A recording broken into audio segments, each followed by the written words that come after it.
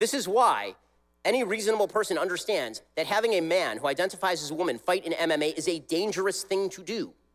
That if you have a man who has developed throughout his entire teenage years as a man, and only now at age 23 is he taking estrogen, and his bone density has already been developed, and his musculature has already been developed, if he hits a woman, it is a dangerous thing. When Fallon Fox wanted to participate in MMA, that was dangerous.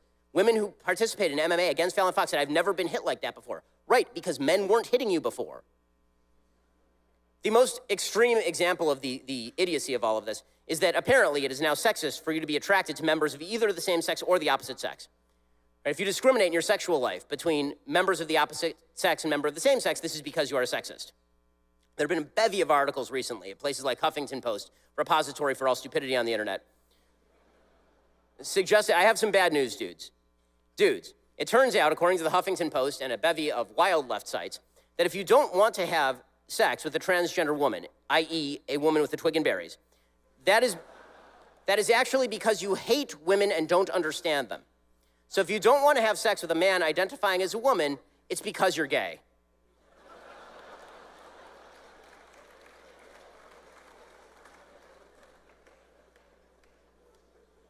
I got nothing. Nothing.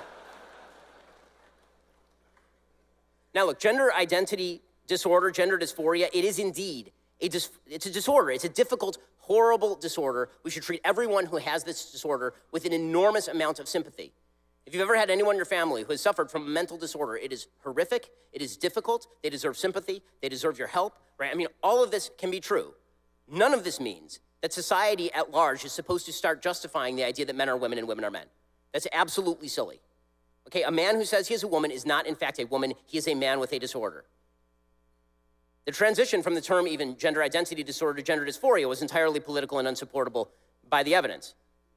The World Professional Association for Transgender Health celebrated the Diagnostic and Statistical Manual's decision to reclassify the order as gender dysphoria. Why? Not on the basis of science, but because the term is, quote, less pathologizing, as it no longer implies that one's identity is disordered. Well, if the choice is your identity is disordered or your body is disordered, of course your identity is disordered. There is nothing wrong with your physical body, right? There is something wrong with your mental function. Obviously, it is a mental disorder. Any attempt to classify this as anything other than a disorder is asinine. It's similar to saying somebody is anorexic and has body dysmorphia, right? Somebody has a body identity disorder. And then we say to them, no, actually you're right. Even though you are 50 pounds underweight and in danger of death, actually you are fat. You are correct, right? You are actually overweight. And that's not a disorder, that's a dysphoria, right? You're not doing the person any favors. Now listen, I'm not even making any recommendations as to the proper treatment here. Apparently, there are not any wonderful treatments that are available for gender identity disorder, right? And if you're an adult and you wish to get surgeries that make you feel better about yourself, as a libertarian, I feel that should be legal. I think it should be outlawed for people who are under the age of 18 and incapable of consent. I don't think parents should be shooting up their 12-year-olds with hormones designed to make sexual decisions about their lives before they're even capable of understanding what that means.